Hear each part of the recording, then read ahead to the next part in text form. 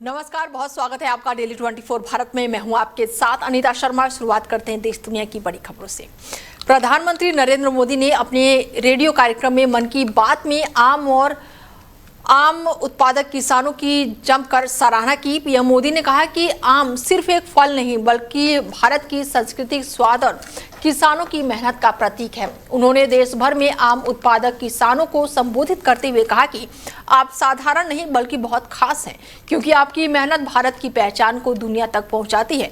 प्रधानमंत्री ने कहा कि भारत में आम की सैकड़ों किस्म हैं और हर क्षेत्र का आम अपनी अलग पहचान रखता है। उन्होंने किसानों के नवाचार, आधुनिक खेती, तकनीकी और निर्यात में बढ़ते योगदान की भी तारीफ की। पीएम मोदी ने कहा कि किसानों की मेहनत से भारतीय आम अब दुनिया के कई देशों तक पहुंच रहा है और इससे किसानों की आय बढ़ने में भी मदद मिल रही है। मन की बात के दौरान प्रधानमंत्री ने जल संरक्षण, गर्मी से बचाव और समाज सेवा जैसे विषयों का भी जिक्र किया, लेकिन आम और किसानों को लेकर की गई उनकी टिप्पणी खास चर्चा में रही।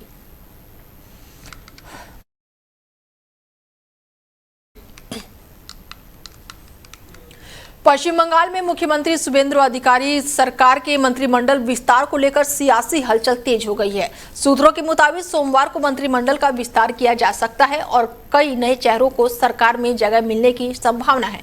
बताया जा रहा है कि बीजेपी नेतृत्व क्षेत्रीय और सामाजिक संतुलन को ध्यान में रखते हुए मंत्रिमंडल का विस्तार करने की तैयारी में है। राजनीतिक सूत्रों के अनुसार इस विस्तार में स्वप्नदास गुप्ता, शंकर घोष, इंद्रनील खान और सरद्वत मुखर्जी, तपस रॉय समेत कई नेताओं का नाम चर्चाओं में है।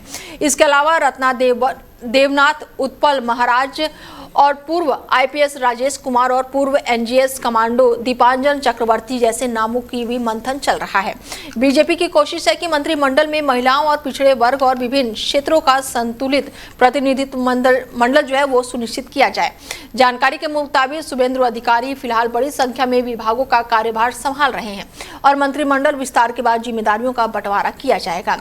राजनीतिक गलियारों में इस बात की भी चर्चा है कि वित्तीय जैसे महत्वपूर्ण विभागों के लिए नए चेहरों की जिम्मेदारी दी जा सकती है। गौरतलब है कि पश्चिम बंगाल में बीजेपी की सरकार बनने के बाद ये पहला बड़ा मंत्रिमंडल विस्तार माना जा रहा है और ऐसे में सभी की नजरें इस बात पर टिकी है कि किन नेताओं को मंत्री पद की जिम्मेदारी मिलती है और सरकार किस तरह सामाजिक और क्षेत्रीय समीकरणों को साधने की कोशिश करती है।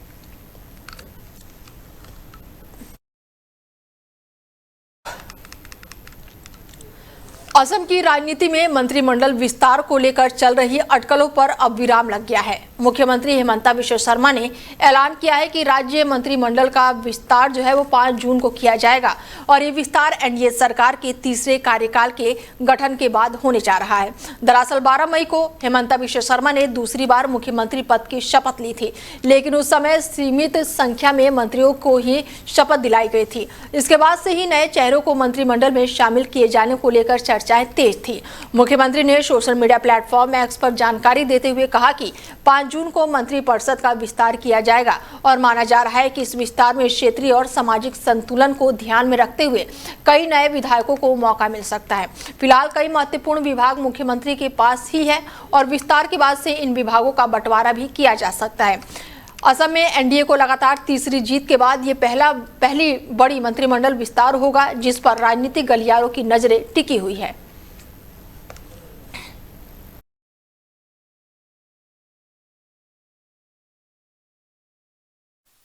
गाजियाबाद के चर्चित सूर्या उर्फ सूर्य प्रकाश हत्याकांड में पुलिस ने बड़ी कार्रवाई करते हुए 3 और आरोपियों को गिरफ्तार किया है। गिरफ्तार आरोपियों में मुख्य आरोपी असद के पिता नवाब भी शामिल है। पुलिस जांच में सनसनीखेज खुलासा हुआ है कि बाइक चलाने को लेकर हुए विवाद के बाद से हत्याकांड की साजिश रची गई थी।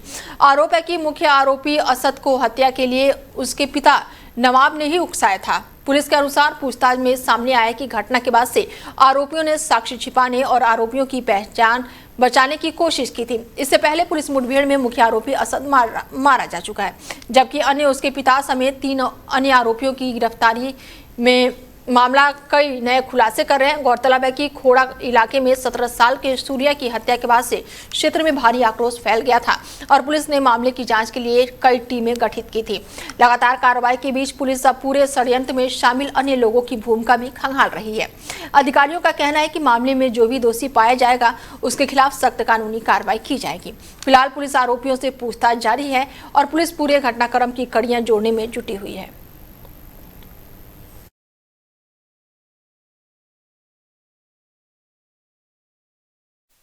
सीबीएसई की ऑन स्क्रीनिंग मार्किंग यानी कि ओएसएम पोर्टल को लेकर विवाद लगातार बढ़ता ही जा रहा है। 19 साल के साइबर सिक्योरिटी रिसर्च निरसंग अधिकारी द्वारा पोर्टल में सुरक्षा खामियों का दावा किए जाने के बाद से सीबीएसई ने कहा है कि वो मामले की लगातार निगरानी कर रहे हैं और सामने आई तकनीकी समस्याओं को दूर करने के लिए विशेषज्ञों के साथ काम कर रहे हैं। साथ ही अधिकारी ने आरोप लगाया है कि ओएसएम पोर्टल में ऐसी कमजोरियां थी जिसकी मदद से उत्तर पुस्तिका और मूल्यांकन प्रक्रिया में जुड़ी जानकारी तक पहुंचना संभव हो सकते हैं। हालांकि सीबीएसई ने स्पष्ट किया है कि वास्तविक मूल्यांकन पोर्टल हैक नहीं हुआ था और जिन खामियों की बात की जा रही है वो एक टेस्टिंग प्लेटफॉर्म से जुड़ी थी। बोर्ड का कहना है कि किसी भी छात्र के वास्तविक मूल्यांकन डेटा से छेड़छाड़ या फिर सुरक्षा उल्लंघन का मामला सामने नहीं आया है और इसी बीच ओएसएम सिस्टम को लेकर पहले से ही उत्तर पुस्तिकाओं के गलत अपलोड, स्क्रीनिंग गड़बड़ी और मूल्यांकन संबंध शिकायतें भी सामने आ चुकी हैं। सीबीएसई ने कहा है कि आईआईटी और सरकारी साइबर विशेषज्ञों की मदद से पोर्टल को और भी सुरक्षित बनाया जा रहा है ताकि सभी तकनीकी समस्याओं पर नजर रखी जा रही है। पूरे मामले ने डिजिटल मूल्यांकन और प्रणाली को पारदर्शिता और सुरक्षा को लेकर नई बहस छेड़ दी है।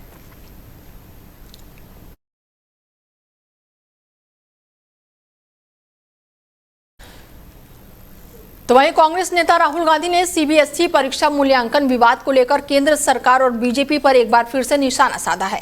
राहुल गांधी ने हाल ही में सीबीएसई छात्र वेदांत श्रीवास्तव और उनके साथियों से मुलाकात की, जिसके बाद उन्होंने सोशल मीडिया पर एक वीडियो साझा करते हुए कहा कि छात्रों ने सिर्फ अपने भविष्य और परीक्षा मूल्यांकन से जुड़े सवाल उठाए थे, लेकिन उन्हें जवाब देने के बजाय anti national, Pakistani, deep state agent और सोरस एजेंट जैसे नामों से निशाना साधा गया है। राहुल गांधी ने तंज कसते हुए कहा है कि आखिर 17 साल का छात्रों को सोरेस एजेंट कैसे बताया जा सकता है। दरअसल वेदांत ने सीबीएसई के ऑन स्क्रीनिंग मार्किंग सिस्टम को लेकर अपनी उत्तर पुस्तिका में कथित गड़बड़ियों का मुद्दा उठाया था, जिसके बाद से सोशल मीडिया पर उन्हें ट्रोल किया गया। राहुल गांधी ने आरोप लगाया कि सवाल पूछने वाले युवाओं को बदनाम किया जा रहा है। वहीं बीजेपी ने कांग्रेस के आरोपों को खारिज करते हुए इसे राजनीतिक एजेंडा बताया है और इस पूरे विवाद के बाद से सीबीएसई मूल्यांकन प्रणाली, छात्रों की अभिव्यक्ति की स्वतंत्रता और शिक्षा व्यवस्था को लेकर राजनीतिक बहस तेज हो गई है।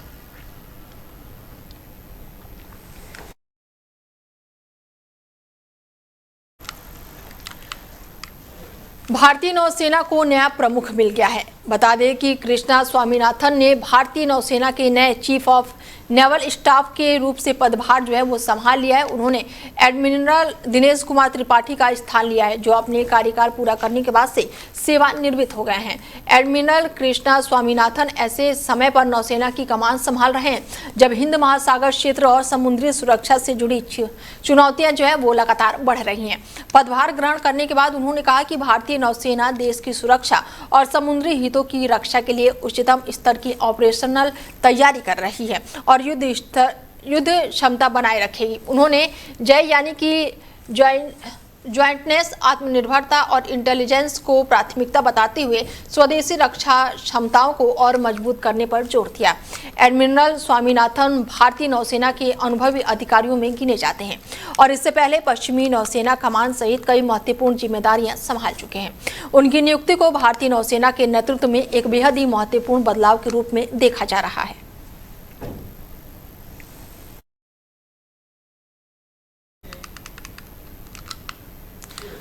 मराठा आरक्षण की मांग को लेकर आंदोलन कर रहे मनोज पाटिल ने एक बार फिर से आमरण अनशन पर बैठे हुए हैं और महाराष्ट्र के जालना जिले के अंतरावली सारटी गांव में शुरू हुए इस अनशन के दौरान उनकी तबीयत बिगड़ने के बाद से उन्हें अस्पताल में भर्ती कराया गया।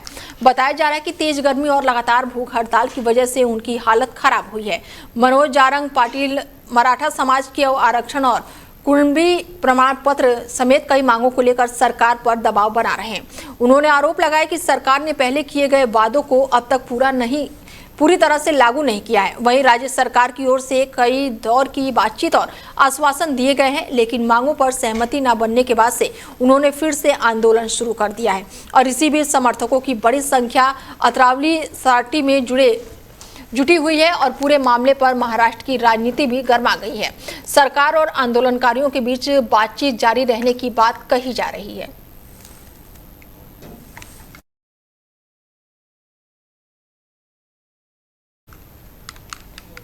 दिल्ली के साकेत मेट्रो स्टेशन के पास स्थित मेहरौली इलाके में हुए बहुमंजिला इमारत गिरने से बड़ा हादसा हो गया। बता दें कि क्षेत्र में शनिवार शाम को अचानक से ही इमारत जो है वो भरभरा कर गिर गई, जिसके बाद से इलाके में अफरा तफरी मच गई। हादसे की सूचना मिलते ही एनडीआरएफ, दिल्ली फायर सर्विस और पुलिस और प्रशासन की टीम मौके पर पहुंची और युद्ध स्तर पर रेस्क्यू ऑपरेशन शुरू कर दिया। अधिकारियों के मुताबिक मलबे में दबे कई लोगों को बाहर निकाला गया, जबकि हादसे में अब तक 4 लोगों की मौत की पुष्टि हुई है। कई अन्य लोग घायल बताए जा रहे हैं, जिन्हें इलाज के लिए अस्पताल में भर्ती कराया गया है। बताया जा रहा है कि इस इमारत में पीजी, कोचिंग सेंटर और कैफे और अन्य व्यवसायिक गतिविधियां संचालित हो रही थी। हादसे के समय भी इमारत में कई लोग मौजूद थे। स्थानीय लोगों के अनुसार इमारत गिरने से पहले तेज धमाके जैसी आवाज सुनाई दी, जिसके बाद से पूरी बिल्डिंग ताश के पत्तों की तरह ढह गई। रेस्क्यू टीम ने रात भर अभियान चलाकर कई लोगों को सुरक्षित बाहर निकाला।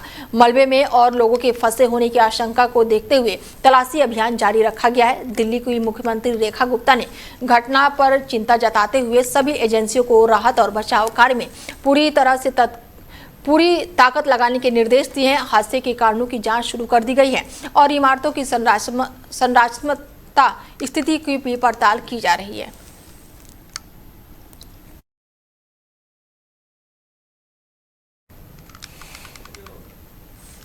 वहीं ओडिशा जिले से एक बेहद ही हैरान कर देने वाला मामला सामने आया है, जहां पर लकवाग्रस्त एक बुजुर्ग करीब 4 घंटे तक एक जहरीले सांप के चुंगल में फंसा रहा। राहत की बात यह रही कि इतने लंबे समय तक सांप के साथ फंसे रहने के बावजूद भी बुजुर्ग को कोई नुकसान नहीं पहुंचा और वो सुरक्षित बच गया।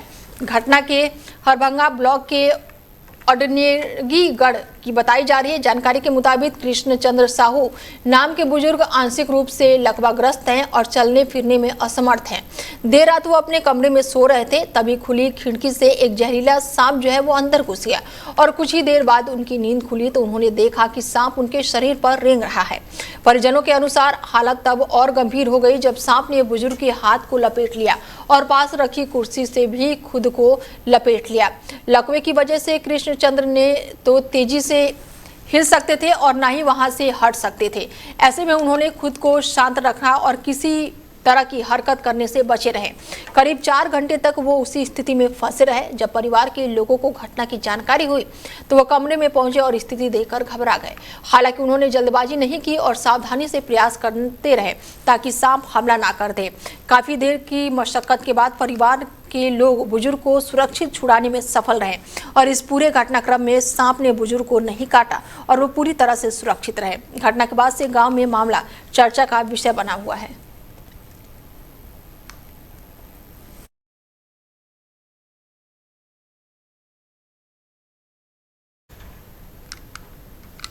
लखनऊ में सोशल मीडिया इन्फ्लुएंसर दुल्हन की संदिग्ध मौत के मामले में पुलिस ने बड़ी कार्रवाई करते हुए पति को गिरफ्तार कर लिया है। मृतका के परिजनों ने शादी के बाद से लगातार दहेज उत्पीड़न और मानसिक प्रताड़ना के आरोप लगाए थे। परिवार का दावा है कि विवाह के कुछ ही समय बाद अतिरिक्त दहेज की मांग शुरू हो गई थी और इसी को लेकर युवती को परेशान किया जा रहा था। मामले ने तूल पकड़ने के बाद से पुलिस ने जांच तेज की और शिकायत के आधार पर पति के खिलाफ कार्रवाई की। बताया जा रहा है कि युवती सोशल मीडिया पर काफी सक्रिय थी और उसकी मौत के बाद से ये मामला तेजी से सुर्खियों में आ गया। पुलिस का कहना है कि मामले को सभी पहलुओं से जांच की जा रही है और अन्य आरोपियों की भूमिका भी खंगाली जा रही है। वहीं परिजनों ने इसे दहेज हत्या बताते हुए दोषियों के खिलाफ कड़ी कार्रवाई की मांग की है। इस घटना के बाद से एक बार फिर से दहेज उत्पीड़न और महिलाओं की सुरक्षा को लेकर सवाल खड़े हो गए हैं। फिलहाल पुलिस साक्ष्य जुटाने और पूरे घटनाक्रम की जांच में जुटी है।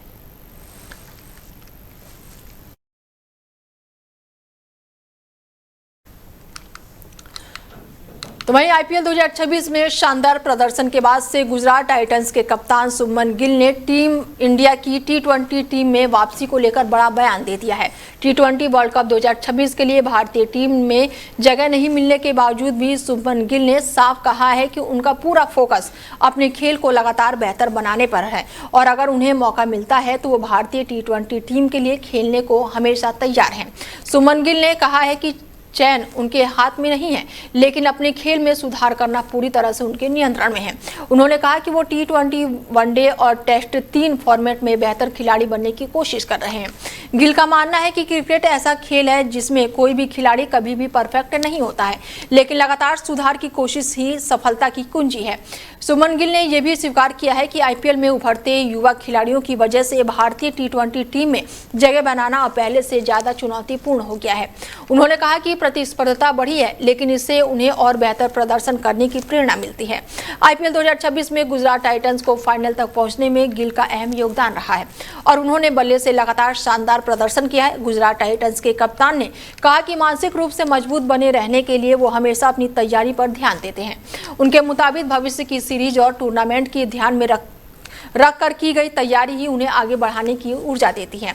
गिल के इस बयान के बाद से टीम इंडिया ने उनकी टी20 वापसी को लेकर चर्चाएं और भी तेज हो गई है।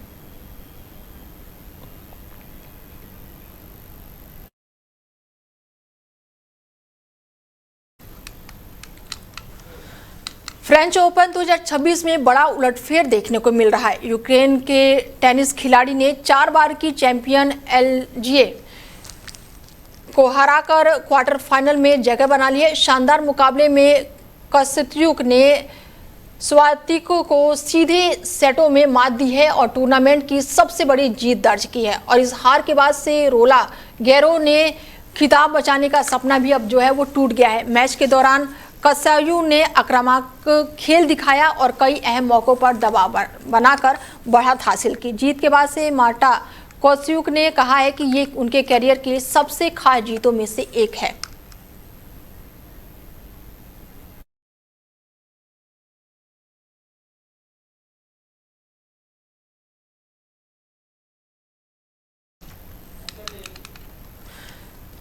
भारत नेपाल सीमा विवाद को लेकर नेपाल के प्रधानमंत्री बालेन शाह का बड़ा बयान सामने आया है, जिसमें दोनों देशों की राजनीति और कूटनीतिक हलकों में चर्चा तेज हो गई है। नेपाल की संसद में अपने संबोधन के दौरान बालेन शाह ने कहा कि लिपुलेख, कालापानी और लिमियोथुरा जैसे विवादित क्षेत्रों को लेकर नेपाल लगातार भारत, चीन और ब्रिटेन के साथ बातचीत कर रहा है। उन्होंने दावा किया कि सीमा विवाद सिर्फ नेपाल की जमीन तक सीमित नहीं है, बल्कि कुछ ऐसे क्षेत्र हैं जहां पर नेपाल द्वारा भारतीय भूमि पर कब्जे की बात सामने आई है। बालेन शाह ने कहा है कि भारत नेपाल सीमा विवाद की जड़ें ब्रिटिश काल की संधियों और नक्शों से जुड़ी हुई है, इसलिए इस मुद्दे का समाधान के लिए ब्रिटेन की भूमिका भी महत्वपूर्ण हो सकती है।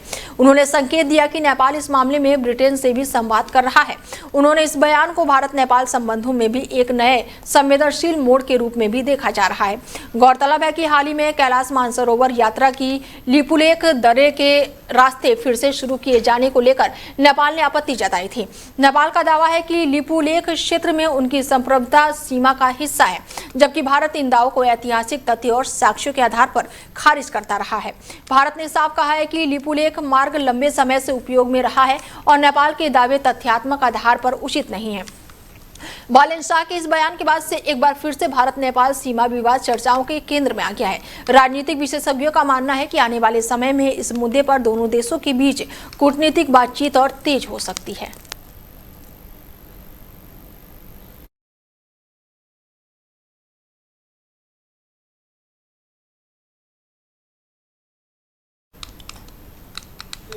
अमेरिका और ईरान के बीच संभावित परमाणु समझौते को लेकर बड़ी कूटनीतिक हलचल जो है वो तेज हो गई है। अमेरिका के राष्ट्रपति डोनाल्ड ट्रंप ने दावा किया है कि ईरान ने परमाणु हथियार नहीं बनाने पर सहमति जता दी है और दोनों देशों के बीच समझौते को लेकर बातचीत सकारात्मक दिशा में लगातार आगे बढ़ रही है।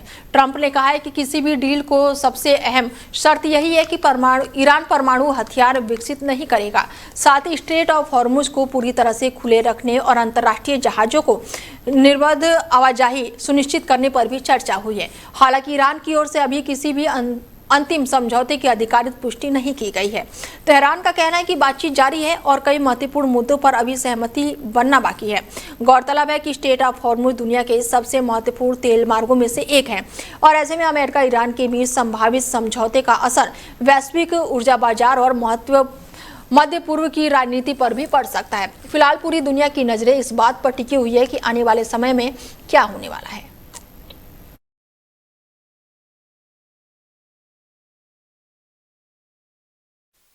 देश भर में मौसम का मिजाज एक बार फिर से तेजी से बदलने वाला है। भारतीय मौसम विभाग यानी कि IMD ने 1 जून को लेकर बड़ा अलर्ट जारी किया है। मौसम विभाग के अनुसार अगले 24 घंटे के भीतर देश के 19 राज्यों में तेज आंधी, बारिश, बिजली गिरने और तूफानी हवाओं का खतरा बना हुआ है। कई इलाकों में हवाओं का रफ्तार 70 से 90 किलोमीटर प्रति घंटे तक पहुंच सकती है। दिल्ली, उत्तर प्रदेश, बिहार, झारखंड, राजस्थान, पंजाब, हरियाणा, उत्तराखंड, हिमाचल प्रदेश, जम्मू कश्मीर, मध्य प्रदेश और पश्चिमी बंगाल समेत कई राज्यों में खराब मौसम की चेतावनी जारी की गई है। IMD के मुताबिक पश्चिमी विक्षोभ और प्री मानसून गतिविधियों के चलते उत्तर, मध्य और पूर्वी भारत में मौसम तेजी से बदलेगा। कुछ क्षेत्रों में ओलावृष्टि और धूल भरी आंधी की भी आशंका जताई गई है। मौसम विभाग ने लोगों को सतर्क रहने, खुले स्थान से दूर रहने और खराब मौसम के दौरान अनावश्यक यात्रा से बचने की सलाह दी है। तेज हवाओं और बारिश के कारण बिजली आपूर्ति, सड़क यातायात और हवाई सेवाओं पर भी असर पड़ सकता है।